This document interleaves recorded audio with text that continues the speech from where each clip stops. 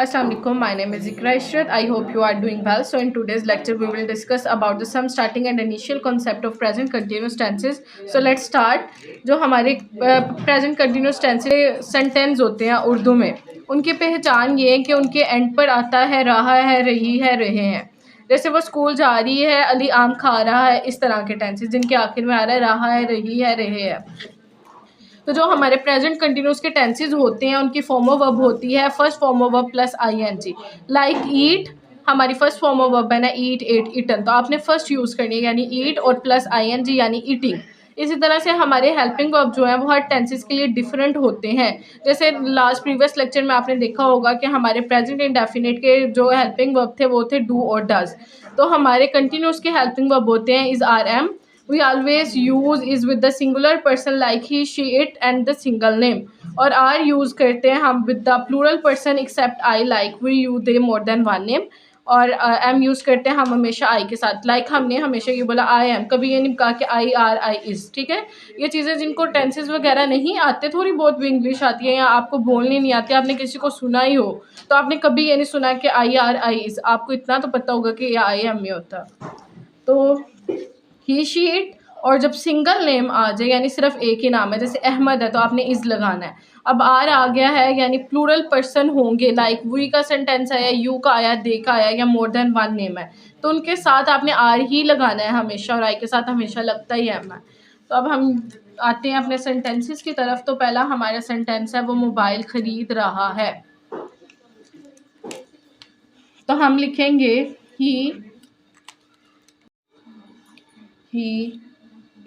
Is, ख़रीदने के English purchase, तो परचेज़ के साथ हम लगाएंगे ING। ठीक है ना, क्योंकि मैंने आपको यहाँ बताया कि हमारी फॉर्म ऑफ वर्ब यूज़ होती है फर्स्ट प्लस ING। तो आप लिखोगे he is purchasing a mobile. So next हमारा सेंटेंस है अहमद जॉब तलाश कर रहा है। वो जुमला है, ये भी वो जुमला है कि वो मोबाइल ख़रीद रहा है या न्यू मोबाइल ख़रीद रहा है। वो फ़िक्रात है जो हम अपनी डेली लाइफ में इनका यूज़ करते हैं। लाइक हम ये भी कह देते हैं कि अहमद जॉब तलाश कर रहा है। लाइक कोई भी इस तरह के सेंटेंसेस मतलब इन फ्रेंड्स कम्युनिकेशन के लिए यूज़ हो जाते हैं। तो हम लिखेंगे अहमद जॉब तलाश कर रहा है, तो इसकी इंग्लिश क्या बनेगी? अहमद इज़ लुकिंग, तलाश करने की इंग्लिश होती है लुकिंग। कि Ahmed is looking for a job. हम गाना सुन रहे हैं, ये पहले मैंने लिख दिया था वी आर सिंगिंग। तो हम सुन रहे हैं तो हम इसके लिए लिखेंगे we are listening a song. फिर नेक्स्ट है हमारा इकरा सबक याद कर रही है। तो इसके लिए आप लिखेंगे इकरा इज़, याद करने की इंग्लिश होती है learn. Iqra is learning a lesson. Like अगर किसी की बहन का नाम इकरा या कोई भी है, लाइक मम्मा आपसे पूछ रही है कि इकरा क्या कर रही है, वो क्या कर रही है, कोई भी क्या कर रहा है, लाइक किसी का भी नाम ले सकती है, तो आप कह सकते हैं simple she is learning a lesson, या नाम ले लें या जो भी है। तो इस तरह से ये छोटे छोटे जो सेंटेंसेज हैं इनको बोलकर आपको ईजिली जो है ना इंग्लिश बोलनी आ जाएगी। हम टीवी देख रहे हैं तो इसके लिए भी वर्ड कह रही हूँ, ये सेंटेंस हम यूज़ कर लेते हैं। तो इसके लिए हम लिखेंगे we are watching a TV. फिर नेक्स्ट है अजलान बहुत प्यारा लग रहा है। तो इसके लिए आप लिखेंगे Azlan is looking very beautiful लिख लें, क्यूट लिख लें, जो भी है।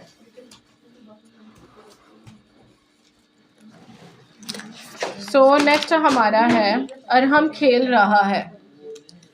ठीक है, तो हम इसमें क्या लिखेंगे? Arham is playing. तो आप गौर करें, अगर तो इसमें कोई चीज़ नहीं है, जैसे हम क्या खेल रहा है वो नहीं बताएंगे, तो इसमें हमारा ऑब्जेक्ट कोई भी नहीं है, सिर्फ सब्जेक्ट आएगा, हेल्पिंग वर्ब आएगा और वर्ब आएगा कि अरहम इज़ प्लेइंग। फिर हम कह रहे हैं बाहर बारिश हो रही है, ये सेंटेंस भी बहुत ज़्यादा यूज़ होता है, तो हम कहेंगे it is raining, it is raining outside. Next हमारा सेंटेंस है वो अकेडमी जा रहे हैं। नेक्स्ट हमारा सेंटेंस है वो अकेडमी जा रहे हैं। वो है ज़्यादा है, तो इसके लिए हम लिखेंगे, साथ लगता है आर, जाने की इंग्लिश गो तो पुट करेंगे ING। They are going to academy.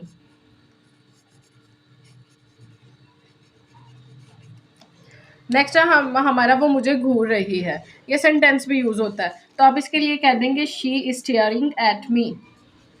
She is staring at me. अगर इसका नेगेटिव बनाना हो कि वो मुझे नहीं घूर रही है, तो आप कहेंगे she is not staring at me. क्या वो मुझे घूर रही है, तो is she staring at me, वो मैं आपको आगे समझाऊंगी। नेक्स्ट सेंटेंस है हमारा मुझे चक्कर आ रहे हैं। ये बहुत ज़्यादा यूज़ करते हैं हम लोग। जैसे लड़की आके उन्होंने ड्रामा लगाना, मम्मा बुला रही है और आपने नहीं जाना, हम कहते थे ना हाय मम्मा मुझे तो चक्कर आ रहे हैं। या जो भी है, मतलब यूज़ तो होता ही है ना यार। तो आप इसके लिए लिखेंगे I am feeling digi.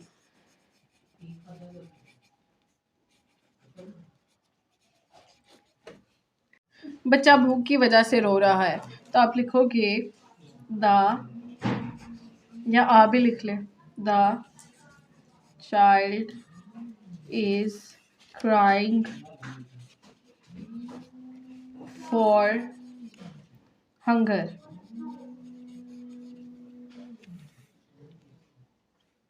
Next हमारे सेंटेंसेस है नेगेटिव वाले। ऐसे सेंटेंस जिनमें नहीं का इस्तेमाल हो रहा हो, मुनफी जुमले ना, लाइक जिसमें काम का ना करना शो किया जाए। तो इसमें हमारा पहला सेंटेंस है वो दयानतदारी से काम नहीं कर रहा है।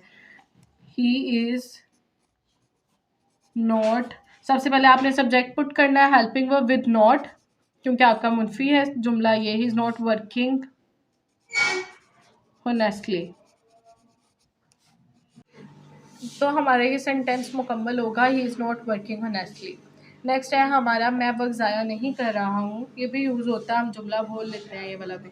तो हम लिखेंगे आई am not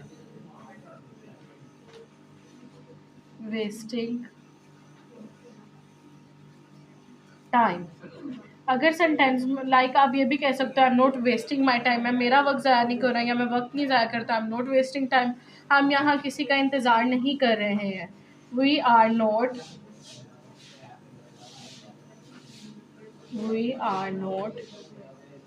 waiting here for anyone। Next हमारा सेंटेंस है मैं उसको राज नहीं बता रही हूँ। I am not telling